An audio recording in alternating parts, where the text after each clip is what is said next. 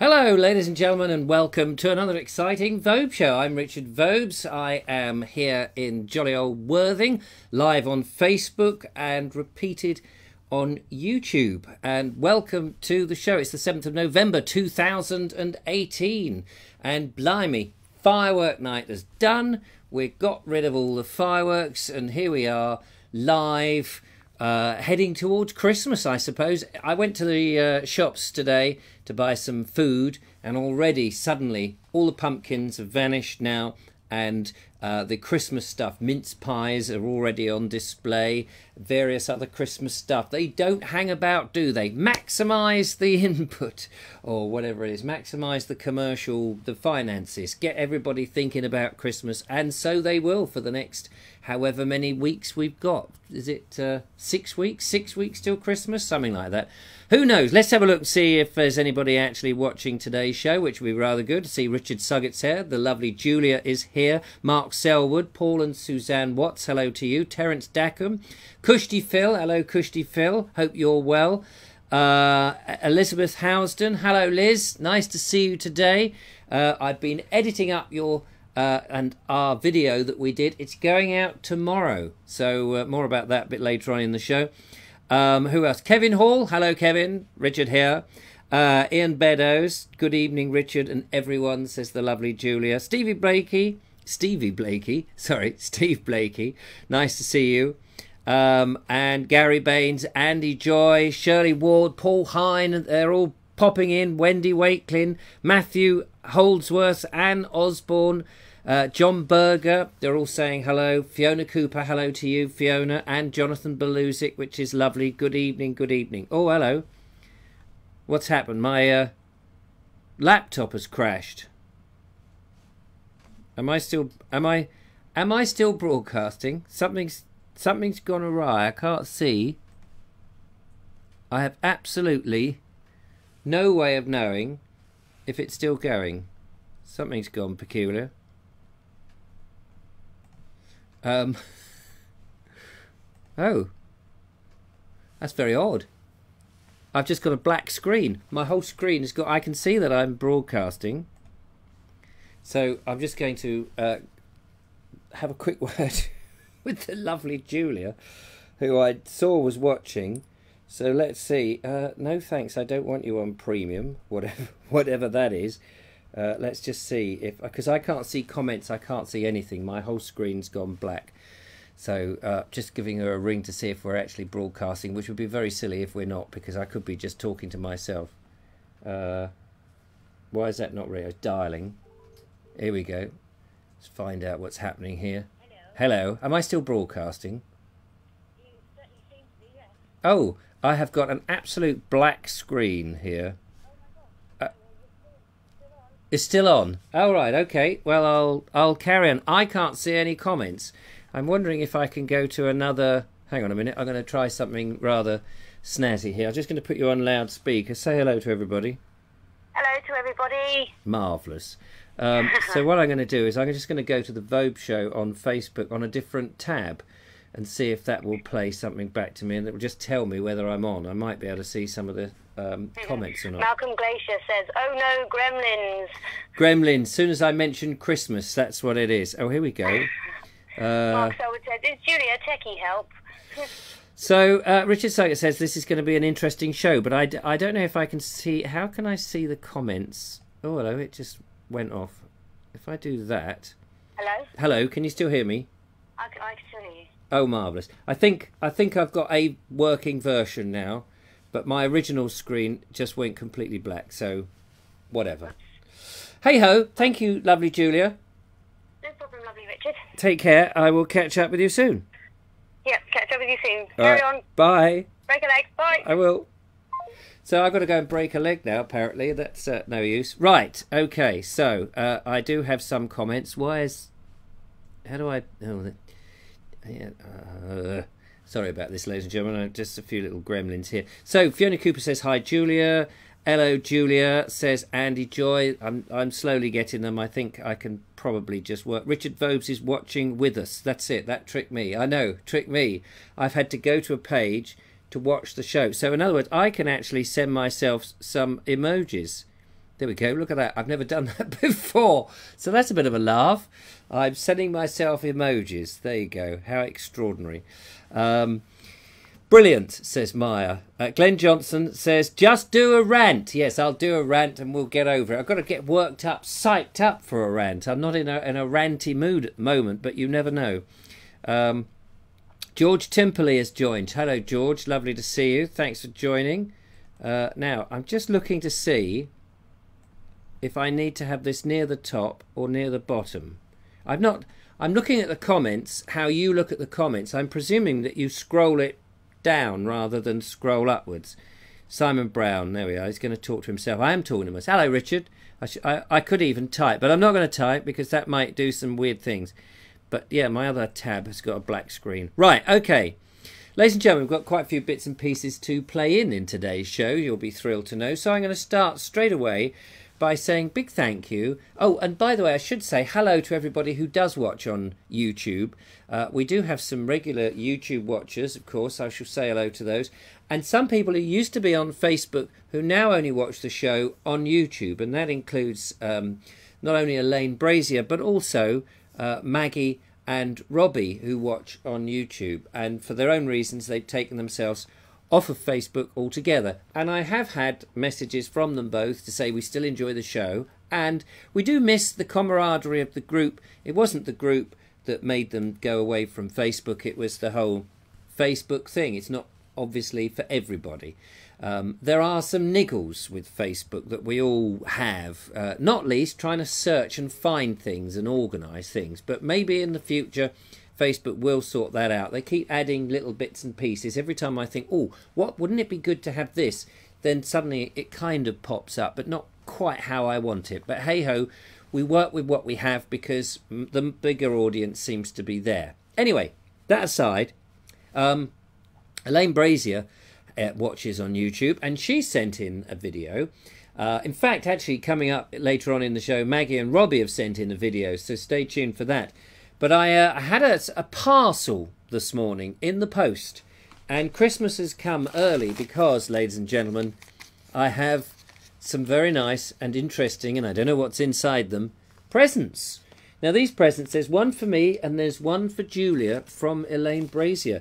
And in her note to me, which I have put over on my desk, it says open before the 25th of December. So clearly we've got to open these. And now I'm not going to open them yet until the lovely Julia is here, so I shall hold on to them probably on the Monday show, because we won't be doing a show now on Friday because we'll be travelling up to Bindon.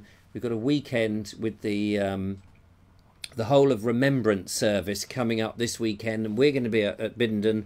We've got to go up Friday night. There's an early start and we're there for the whole weekend filming and doing bits and pieces, so very busy. So unfortunately there is no show now on Friday. Now Elaine said, because there's no show, I wondered if you could squeeze in, could you please squeeze in to your show a couple of poems. Now she has been writing these poems, and she's put some words and some video to them, and she would like me to play them in. So I'm going to play one at the beginning and one at the end, just to set the tone, because we won't be able to do a show that will sort of bring Remembrance closer, and I'm sure that lots of people will be doing their own thing for Remembrance. So first of all, let's kick off. Let me just make sure I find the right thing. This is a poem by Elaine Brazier called Remember When.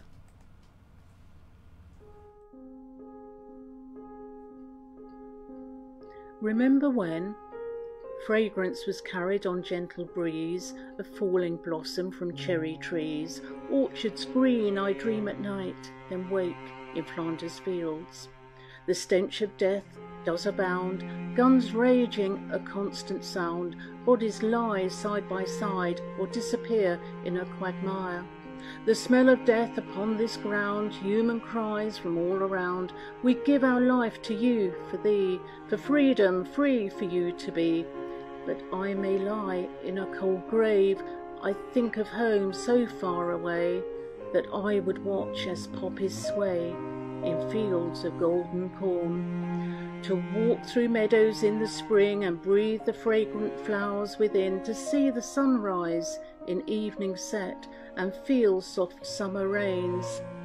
I dream of violets, the scent you wear on your skin and in your hair, reaching out to grasp your hand, lonely, scared in this barren land. Stale smoke wafts through the air as I write of love and so declare, thinking of Christmas and carols sung, the birth of Christ and wars begun. Rat stench, putrid sodden ground, man-made walls, hell abound, smoke choking and mustard gas, souls sink out of sight in a morass. Drinking water from petroleum cans, I yearn for home, away from foreign lands. Meagre rations of biscuits dried, my loneliness I want to hide. The vapour from warming rum brings little comfort but for some. Will I live or will I die, as I look up towards godless sky? Now I lie with comrades, one and all. My shell, my body, death did call. Will we ever learn and see, or fodder will we always be? Time ticks by, so slowly by. While you kneel in my grave I lie, you whisper you will not be long, and angels break into glorious song. Never will I breathe the morning air, or see your face, oh so fair, as poppies sway in gentle breeze amid the Portland stone. In memory of a dear grandfather, Albert Carley, and all that fell in the Great War, 1914 to 1918.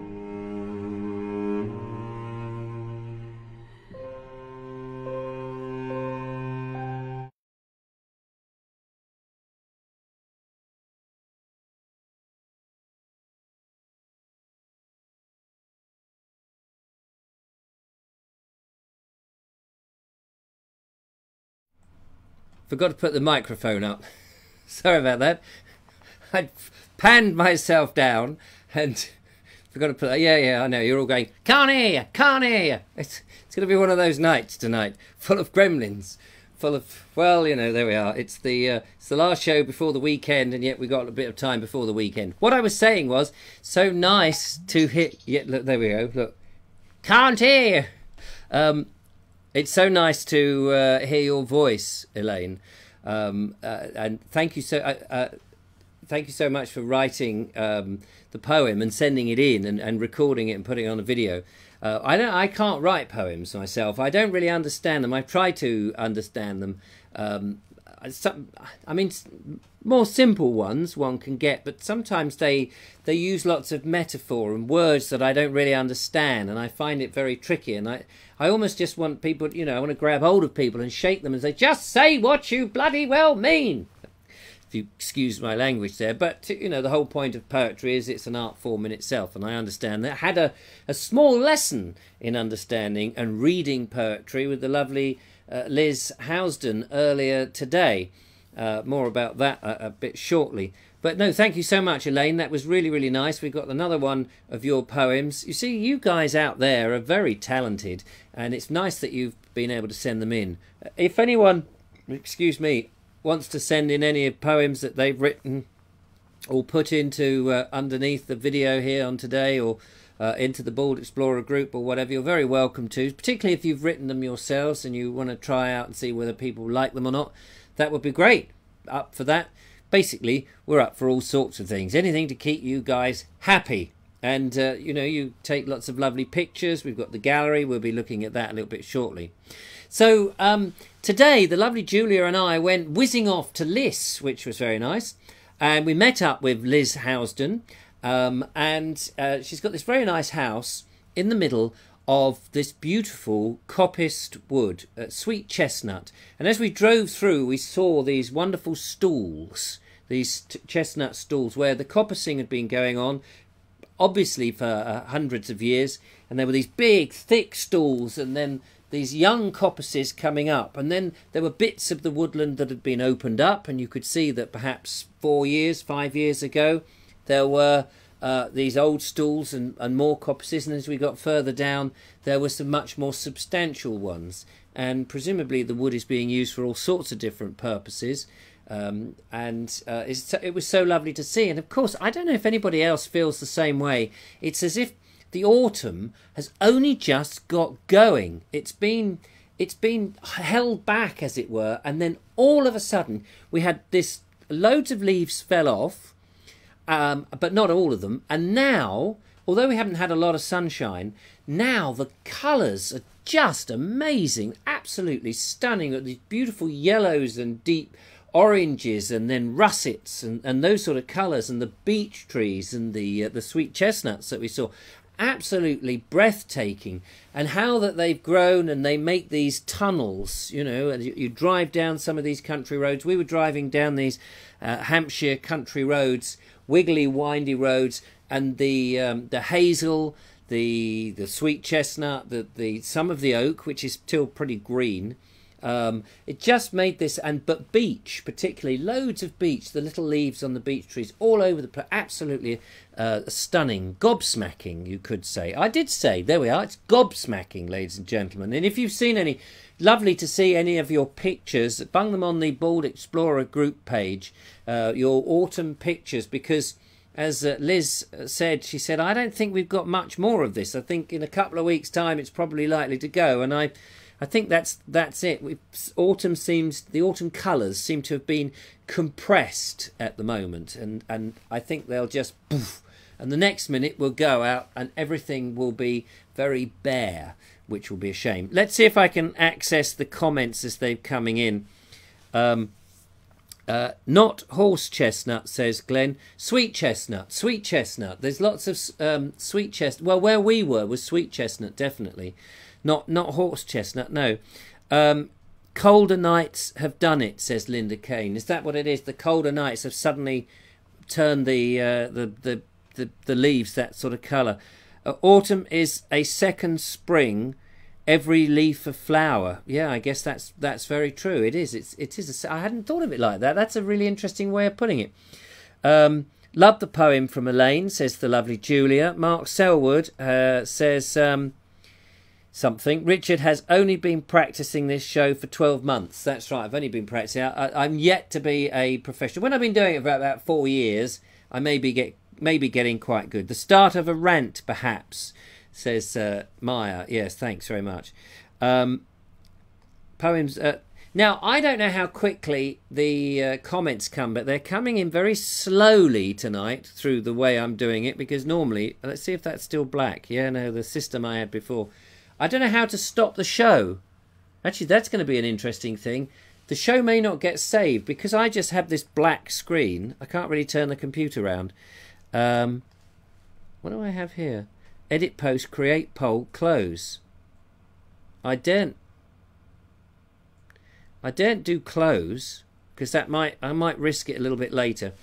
Claire Leach says, well, it was very wet and windy today, my way, so I don't think it'll be like this for much longer. Well, exactly. I mean, we get a lot of the wind gone. Liss is always colourful with trees this time of year, says Wendy Wakelin. She loves Liss. How are your trees doing that you potted, says Mark Green? Acorns, I believe.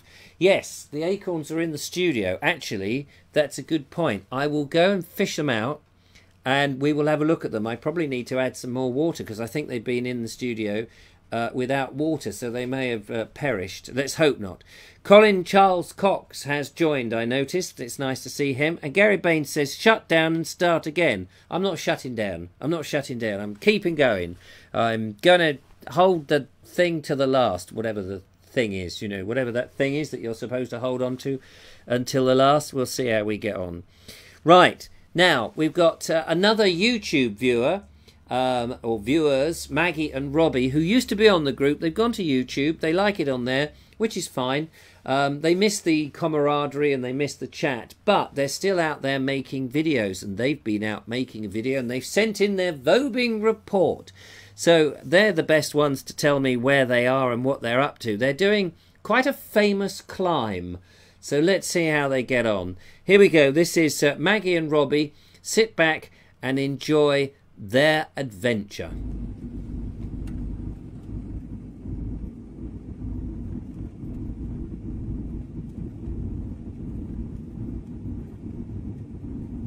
Hello lovely people, Maggie, Robbie and Dottie. We are in the Lake District. We've travelled in our camper van Walter, and today we are hoping to get up, what's it called, Robbie? Scafell Pike. Scafell Pike. We don't know if we'll make it to the top because we haven't hiked up a mountain for a while, but we will do our very best. The scenery is stunning. That is Wasdale Lake, is that right, Robbie? No? Yes, Wasdale Lake. Yes, it is right. So there we go, and we are going up this path. We'll keep you posted. Bye for now.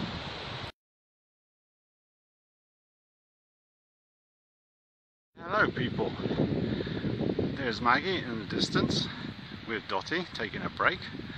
And now we're going up to Lingmill Gill, which goes all the way around up there. I don't know if you can see it. And then we head up to Scafell Pike, which is behind there somewhere.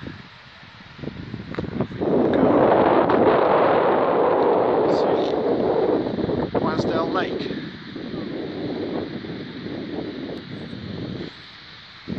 So we'll speak to you again soon.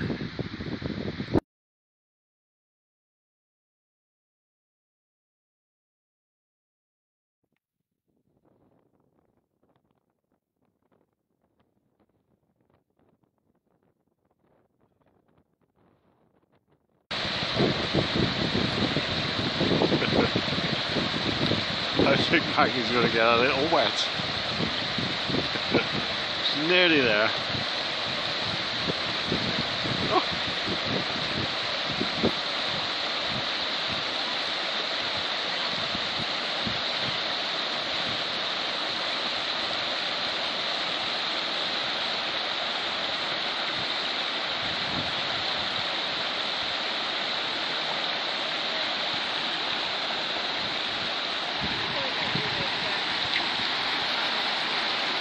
And there she is.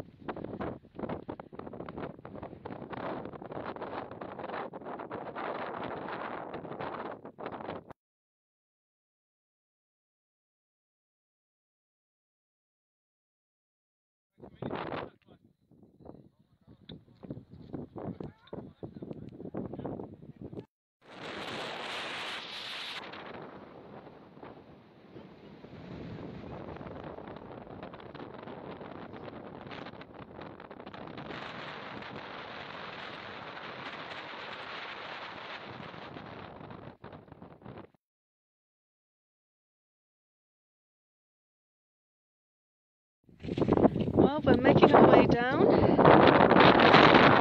just going down as it is going up. So far, so good. We've stayed upright.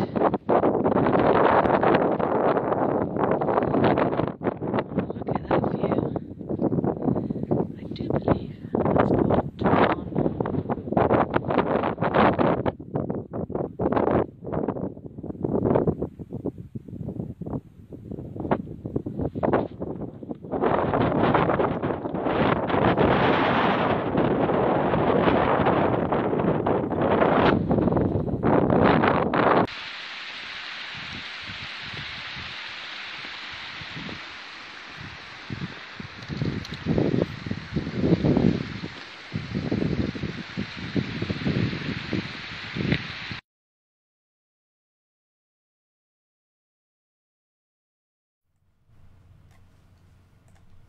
Well, there we are, ladies and gentlemen. That's very exciting. Thank you very much, Maggie and Robbie, for sending that in. It's just checking that the microphone is still back on. Whilst that was playing, and it looked a bit chilly. It looked a bit chilly out there. That's brilliant. We must do more of a climb, an adventurous climb. You live closer to Wales, so it's not so easy. And of course, you have the fantastic Walder. To go in your camper van. It's absolutely brilliant. So well done to you guys. It's rather good. Okay, let's just have a quick look at the comments, and then I've got something else to show you. Bleak but worth it, says Linda Kane. Yes, Nikki Jess says hi Maggie and Robbie. George Timperley says that looks amazing. Cynthia Walder is saying hey, fabulous. Malcolm Glazer says lovely, but don't twist your ankle on the rocks. Yeah, there we go. So if you're watching on YouTube and you've sent the video in from YouTube and you're not seeing the comments, of course, this is where it's useful for me to read them out. Nice to see somewhere local for a change, says Alex Whitlock. Yes, I guess that's local to you, and I imagine it would be. I feel a wimp not being so adventurous, says Mark Selwood. Well, I feel the same, but we've only got the South Downs round here until we actually make a journey somewhere. So I know exactly what you mean. Eric Ubel has arrived. Hello, lovely to see you. Mark says I can't look. Bulldog Spirit, says Danny Harris, which is fantastic. 'Tis a quote by Albert Camus. Oh, is it? I don't know what you're... Coolham full of golden oaks at the moment. Right, now, ladies and gentlemen, I want to show you this. You asked about the oaks, and I'm glad you asked about the oaks. Here are a couple of them. On the surface, there's nothing to see. And if I poke that down, you probably can't see it from where you are. But and I've just put some water in them. Whilst that was playing in, I went off and did that. But I'm glad you said that, because here's the third one. And just as a matter of interest, I poked my finger down to see if the acorn that I planted was still there. And do you know what I was expecting? Just the acorn sitting there, nothing had happened. I thought it's going to sit there and incubate for ages. But, ladies and gentlemen, I want you to see this, because this is actually quite interesting. I'm going to zoom the camera in and we'll see what we can do here. Because I have dug down. The acorn, firstly, has swelled to at least double the size. And I don't know how much you can see of this. I'm going to try and plant this back. Let's zoom in a bit more, but what you'll see is there are some roots already growing. This is definitely the acorn. You can see the shape of the acorn there. And then at one end, there is definitely roots growing. I'm not going to take the others out. I'm not going to have a look. And very gingerly, this is so exciting. I'm going to place these back in the pot. Now, hang on a minute. I can barely see. And I'm trying to put it back in the pot where I don't damage the root.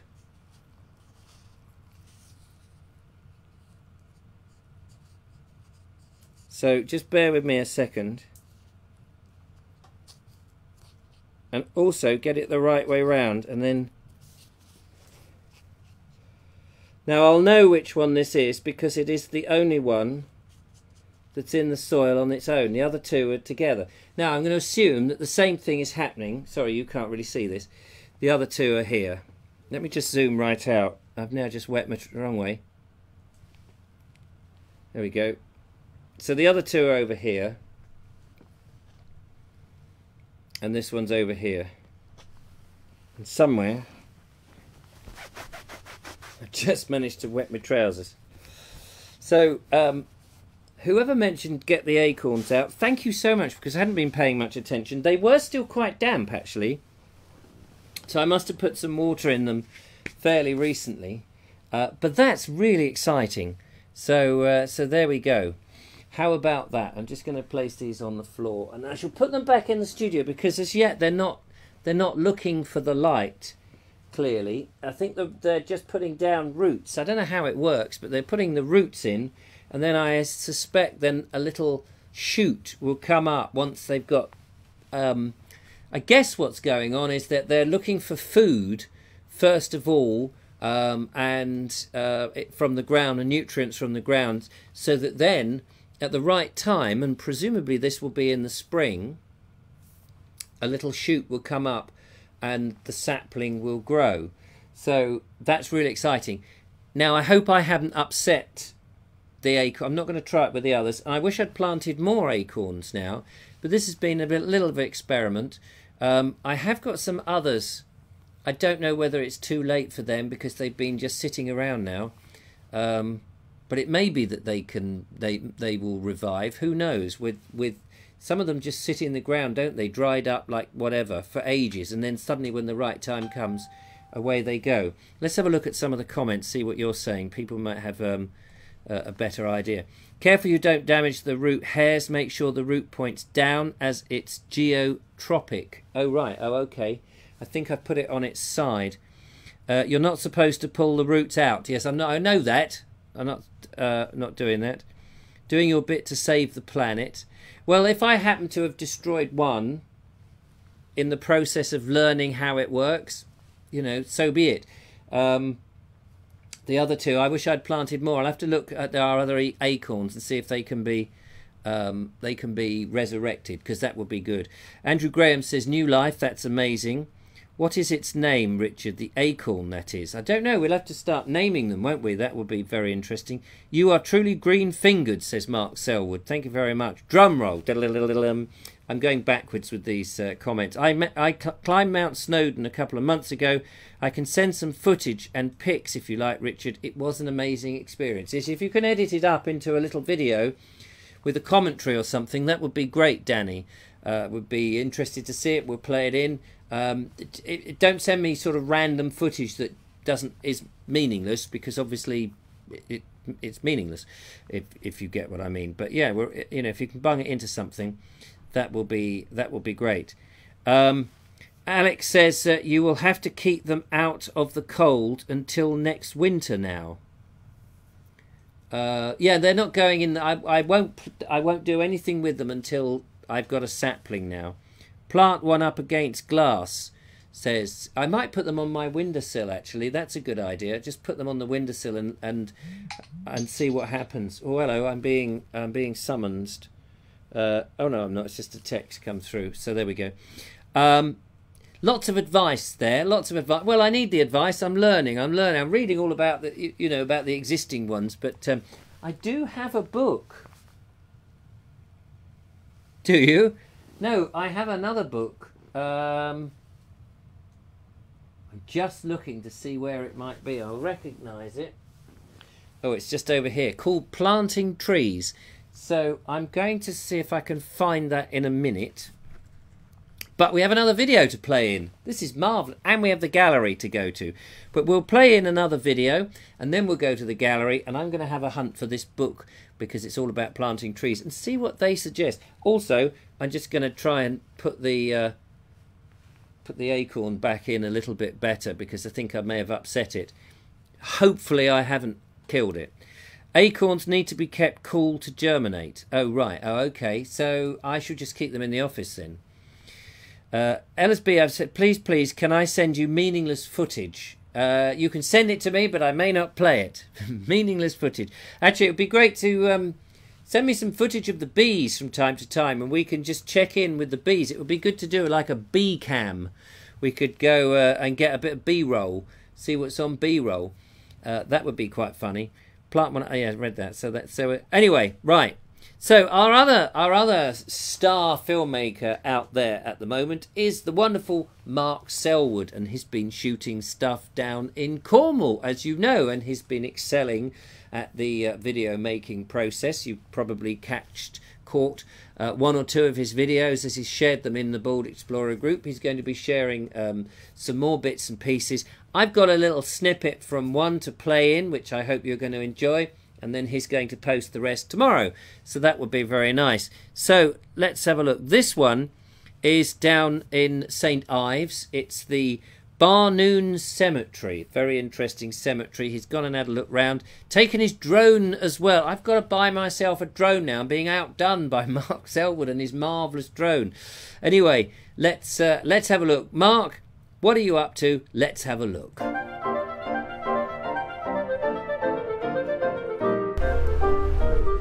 Hi, just doing another Vobes report for the Bald Explorer group. Going to have a quick walk around Barnoon Cemetery, Victorian cemetery on the cliff edge near Portmere Beach. So I'm just having a little sit down at the moment, just having a little bit of a rest. So the church is locked. There's two chapels connected down there. Don't know when they open, but they're locked at the moment. So we're just gonna have a little walk around the gravestones. It is a Victorian cemetery. Started in 1846, I think, and just to cope with St Ives' ever-increasing population. So there's quite a few ornate gravestones, as the Victorians were quite happy to put up. So and there's a couple interesting gravestones. I know where one is, but the other one I'm not sure where it is. It's got two victims of the Titanic disaster. So we're going to have a walk around. Get up. It's not a great historical cemetery. It's just the location is beautiful, and it's called Barnoon Cemetery. And if we look over there, you can see on that little hillside in the far end, that's the chapel of St Nicholas. So if we had time, we'd walk over to there as well. That one's old medieval church on the far end, but we're just gonna have a quick walk around Barnoon here.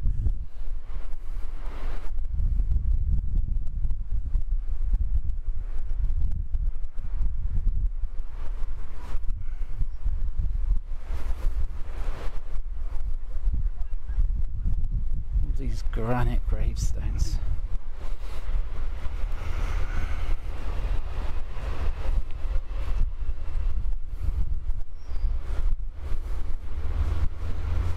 You can see the two chapels down there connected. Both of them got one bell each.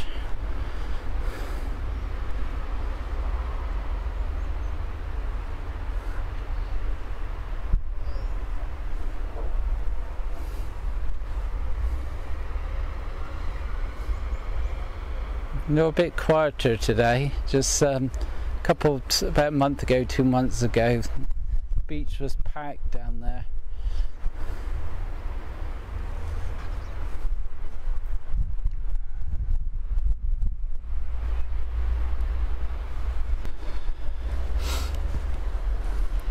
Now I know where William Carbine's gravestone is.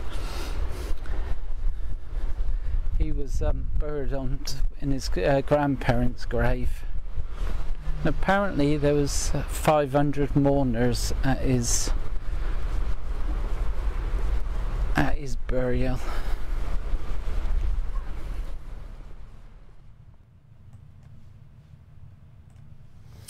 Well, fantastic stuff. Don't forget, Mark's going to be uploading the rest of the videos about it. Thank you so much, Mark. Lovely to see the drone footage. Absolutely amazing. I've got to get a drone because you demonstrated so well how how much it adds to a video, for one thing.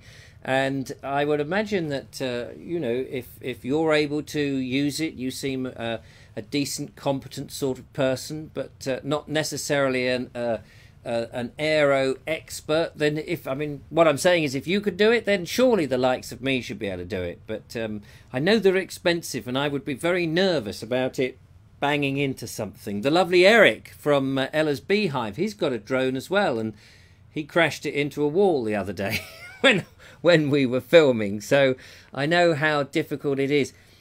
My problem is with one eye. I can't see the distance between it and an object behind it. Everything's slightly flattened. So it's all right if it's above me and there's nothing there, but flying it really low, and I wouldn't be able to judge the distance between it and a wall, for example, and have it a little bit back, which is one problem. Anyway, so, but well done. Very nice to see that. Looking forward to seeing the rest of it. Thanks very much for posting it. Now, I've got here the book that I went hunting for. It's called Tree and Shrub Growing by W.H. Rowe. And I think this is a 19... Let's have a look. I'm going to have a gander in here. I got this off my mum's bookshelf, strangely enough. It's not like her to have something. But I think it's first published... Oh, yes, here we go. In 1964. I think that's 19... No, wait a minute. 19... Yeah, 64. I think that's what that is.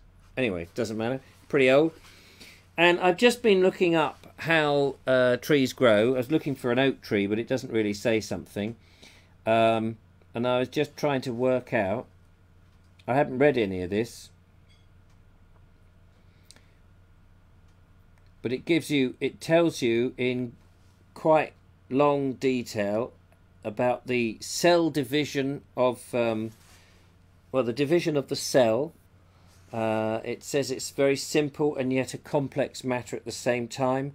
The nucleus living within the living cell appears at first as a solid mass, then as though stirred by some mysterious impulse, a change comes over it until it resembles a tangled skin of wool, a thread twisted many times on itself. This thread then splits up into short equal lengths called chromosomes. Oh yeah. Faint thread-like lines now appear radiating from the poles of the cell, and they fan out. Well, eventually it gets to a root, but I can't see where that is in this book. I'll have to... The root system frequently contains a central root, the tap root, with many branches from which these grow a mass of fibrous roots, from which extend one-celled root hairs. Alex, I think, was talking about the root hairs, capable of imbibing water. The main body of the root is composed with, oh, some words I can't pronounce, parenchyma, and a central strand of woody tissue. Anyway, something I'm going to have to read, clearly, as I'm now getting into the tree growing. Do you know, when we did this, I thought this probably won't work, nothing will happen, it'll sit in there, and we'll wait and wait and wait, nothing will happen, I'll dig down, and there will be the rotten little acorn that we started with. But I'm so encouraged that something's happened.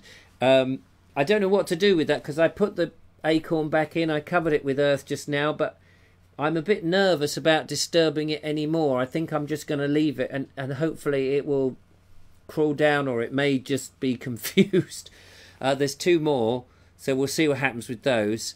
If I get one little sapling out of the experiment, then that's great. Next year, clearly, I'm going to be a bit more industrious and industrial, and maybe, you know, do a batch of 10 or 20, I think, something like that. That would be a bit interesting. Anyway, that's all quite new and exciting. Let's see what the comments are coming in. Glenn Johnson says, seriously, I think that book goes onto primary leaves with no shape. Okay. Let's have a look. You have no chance, Richard. Oh, thanks very much. Thanks, guys, for your kind words, says Mark Selwood. And yes, everybody, thanks for saying nice things to Mark. Great video, Mark. George Timperley says, Julia, the drone flyer. Yeah, well, Julia could be. She's got some experience of flying stuff, so that would be good. Jason Beeching has arrived. Hello, Jason. Lovely to see you. Thanks for coming in. Good to see you as ever.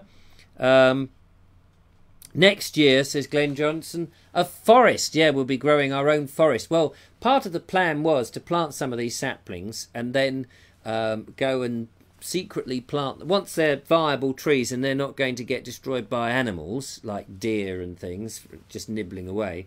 It was to try and surreptitiously see what would be great is to get a sapling, plant them in places where perhaps you shouldn't be planted. Now, I'm not proposing we do this, but it's just an idea, so I don't think you can get arrested for ideas. Maybe you can. If you've got, imagine you've got a street and there's a tree at one end and there's another tree at the other end and there's a green bit of strip outside people's houses.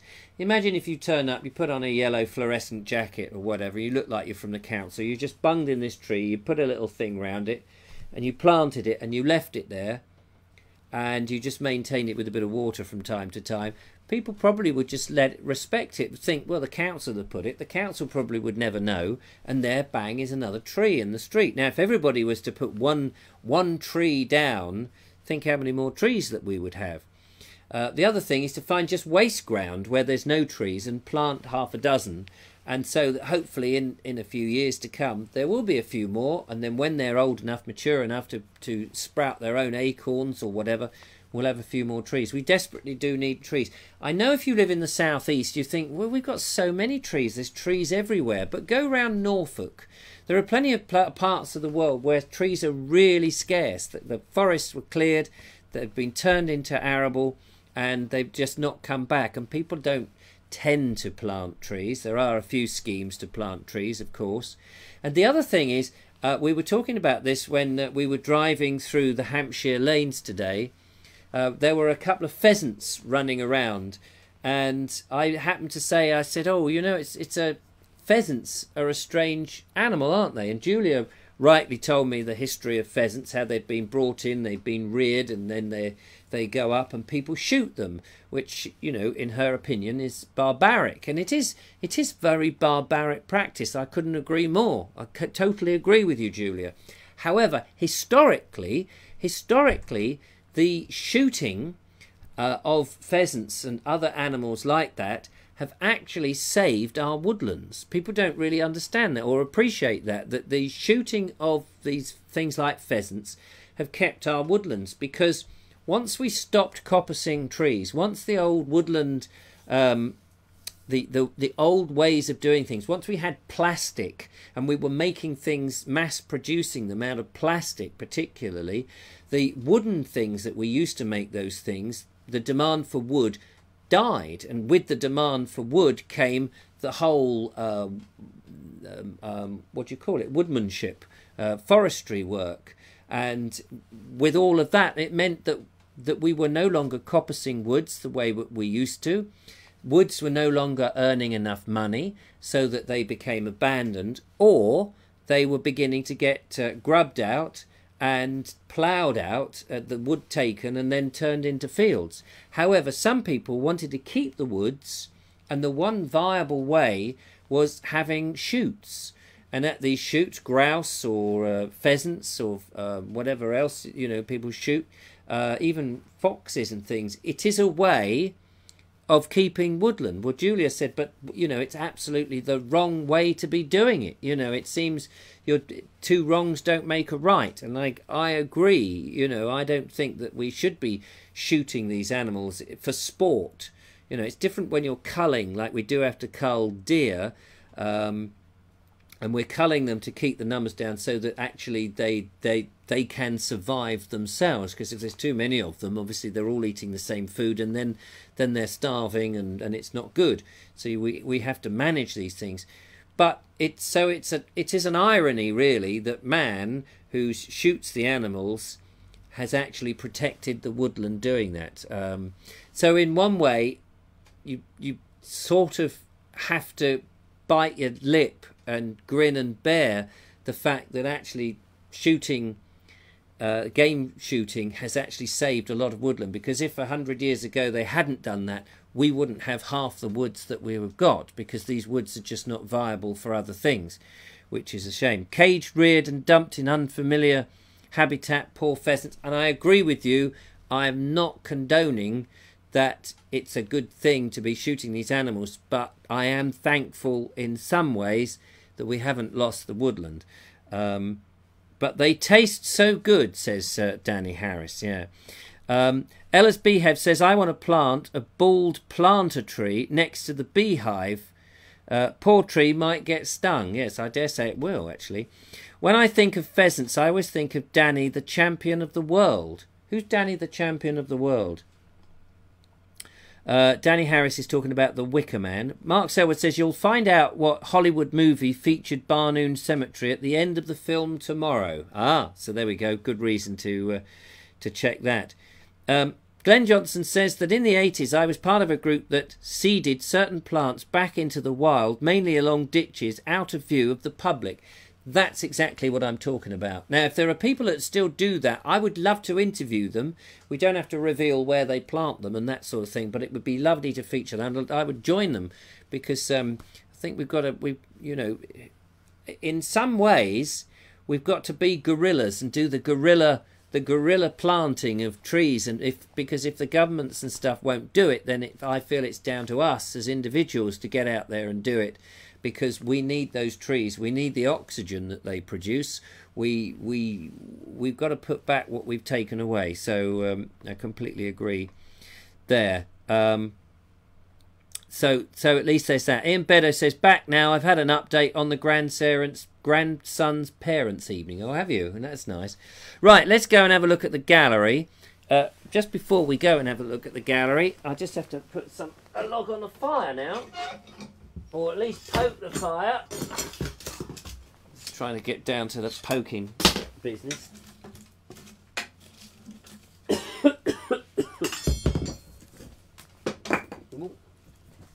Hang on a minute, ladies and gentlemen. You can't have a fireside chat without the fire going. Not that you can see the fire, but wait, if I do this, perhaps you... Oh no, wrong way. There we go. Look, just in the corner of the frame. You can see the fire is going. Marvellous. Shut that up now. What am I doing with that? Right. Let's go and do the gallery, shall we? Let's. So thanks to... by the way, 2 thank yous. First thank you is to Liz Housden, who's very kindly filled up my car with some logs, which is very nice. Thank you very much. I've got some logs for my Essie when she comes. They're all still some of them in the back of the car, some of them in the kitchen in tubs, and I've burnt some on here, but I'm back to just ordinary sawn timber at the moment, keeping it going this evening. The other thanks is to the lovely Julia, of course, for getting the gallery together. I haven't got the music, and I'm not going to sing it this evening. So let's have a look and see what's in the gallery. We start with Wendy Wakelin tonight. Here we go. Do you recognise this place? I bet you do. Wendy Wakelin is looking back to a says here, to a beautiful late September afternoon where we took a wander around the Cowdrey ruins and the wonderful walled garden. It is very nice, actually. Definitely well worth going in there and having a look. Tom Crawford has posted a picture in the Bald Explorer group, which is a sensible man to do so. And this is the Ouse Valley looking towards Cardington and Bedford. So the Ouse Valley, there's a lot of Ouse Valleys, isn't there? There's one in West Sussex, but I don't think that is that one. There's his trademark bicycle in the foreground. Lee Dallin, he has posted, he says it's not on topic, but it's one for the lovely Julia. And he did tell me when I went to the ploughing match recently, he told me that he had taken on, he's a farmer there who I interviewed, by the way, when I was at the ploughing match. And he told me he's taken on some nice young cattle, and there they are. I don't know whether they're beef or dairy, but I think they're beef. So I'm not 100% sure. But anyway, there they are with their backs. I think they're having a good old munch. So thanks very much, Lee. Change of subject altogether. Julie Ann Kench has been visiting Eastbourne Pier, and she couldn't resist a game of air hockey. So I'm not quite sure what air hockey is.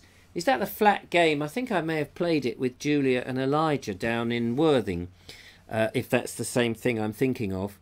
But anyway, look at the pier, looks very lovely. I love the blue and the cream and the gold on the top of those little domes on all that very sort of Victoriana. It looks delightful. So that's down in Eastbourne. Well worth checking out if ever you're in the area. Here is the Blue Idol. Glenn Johnson has stumbled, he says, upon this old house, the Blue Idol, and what looks like the oldest apple tree in the world. We haven't got the apple tree to take a picture of here, but it's on the Bald Explorer Group's pages, so you can check it out there.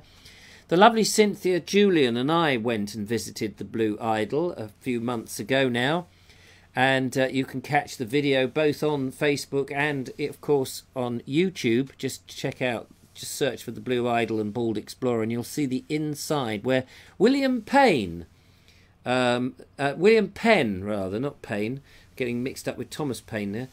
William Penn set up the Quakers, or at least this Quaker house here in West Sussex.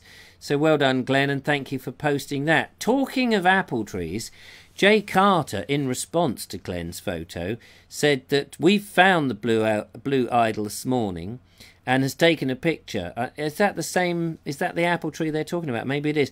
What a super place. And here, oh yes, here's the apple tree, she says. So there it is, at a slight bend.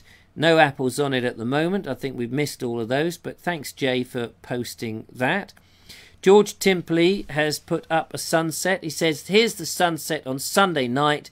It's just lovely, he says.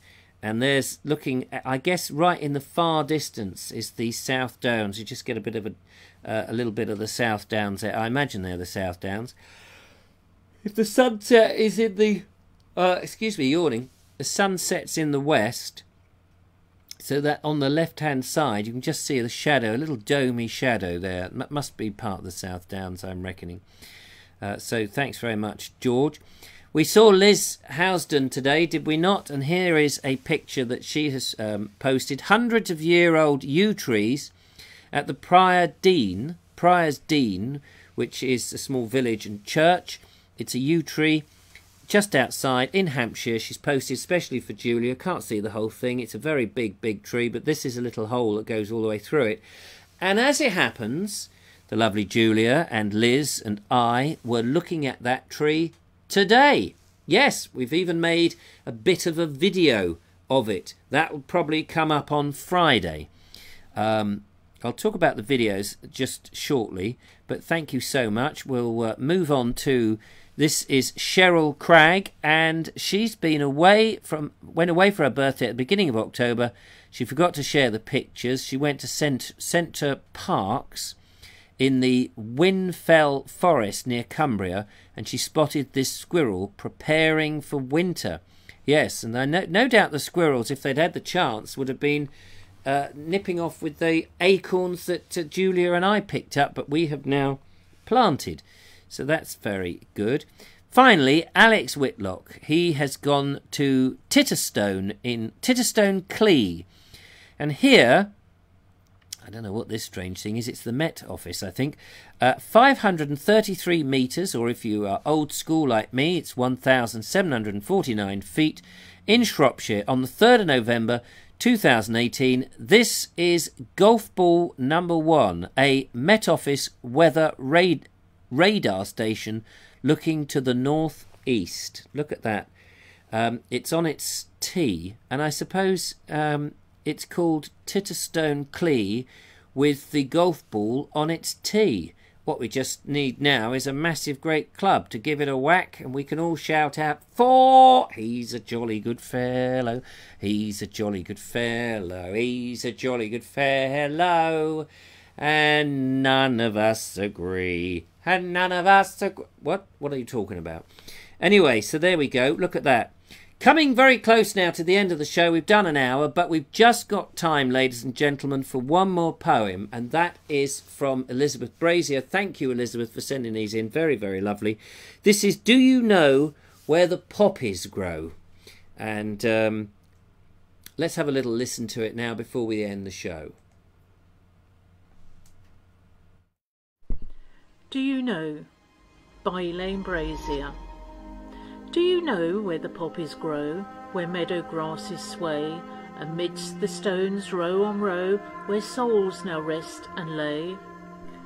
Do you know where the poppies grow, where trenches once were dug, and tired men marched over cobbled road, taken from the ones they loved?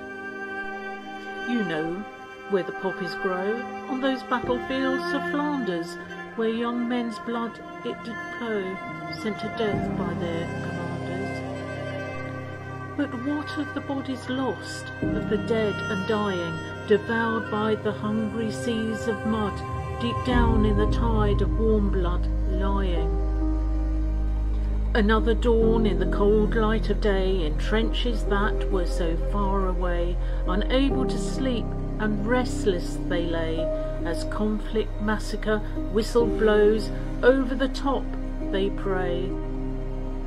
Barren land now engulfed by futile war, gnarled, bare, scorched trees once so green and tall, tears now that fall like rain, tears for evermore, fallen sons crying out for comrades one more.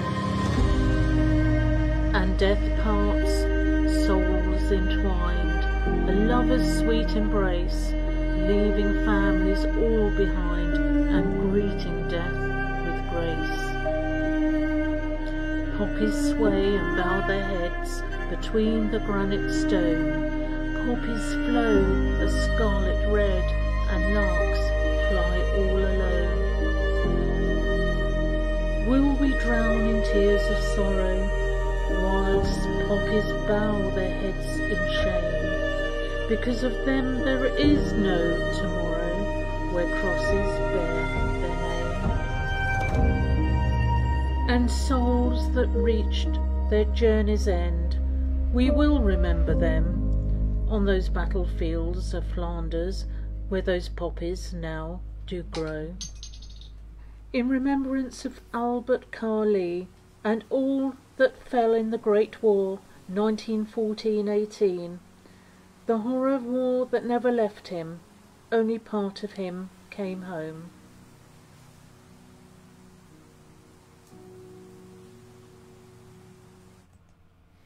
Well, there we are, ladies and gentlemen. Thank you so much, Elaine. That was very nice. Appreciate all the hard work that went into producing that, and thank you for sharing it. Sorry it's not closer to Remembrance Day, but I think people are slowly gathering to remember those things. As I said before, if you've got any poems and things you want to post about Remembrance Day, we'd be only too pleased to have them on the Bald Explorer page.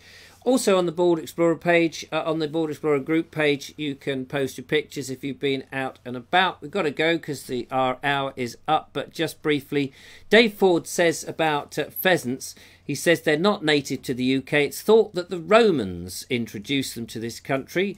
And yet that is another response to the question, what have the Romans ever done for us, eh? So there we go. What a beautiful way to end the show, says David Carey. Thank you for that. A beautiful combination of music and voice. Thank you, Elaine. I hope you've enjoyed the show. A bit of a slowish sort of show, but lovely videos. Thanks for sharing those. Very interesting for me and the Acorn there. That was a big surprise.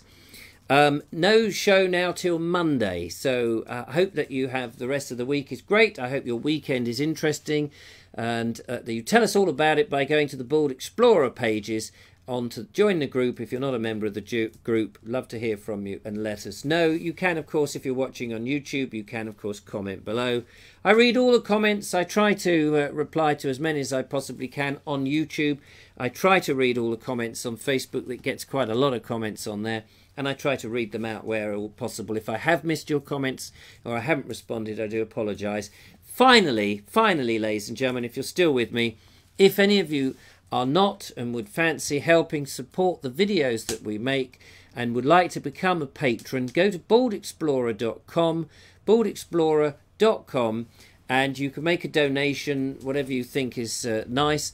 And I'll put you on the list. You get the behind-the-scenes audio diary of my life called The Naked Englishman, which is a podcast. I record it daily, and it comes to you by email, and you'll find out all the bits and pieces that I'm getting up to. You get lots of things about my thoughts on things, my philosophy, my daily toil, my bits and bobs, the challenges that come up, the things that I love, the things that I hate, all that kind of malarkey. Been doing it for over 10 years now.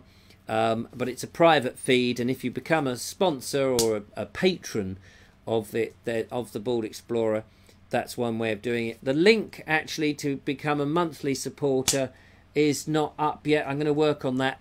Nor on the Bald Explorer webpage is the link for the t-shirts working. I've got yet to work on that. Hopefully after the weekend I will get on that. But anyway, there we are. Thank you so much, ladies and gentlemen. I hope you've enjoyed the show. It's been very nice to see you.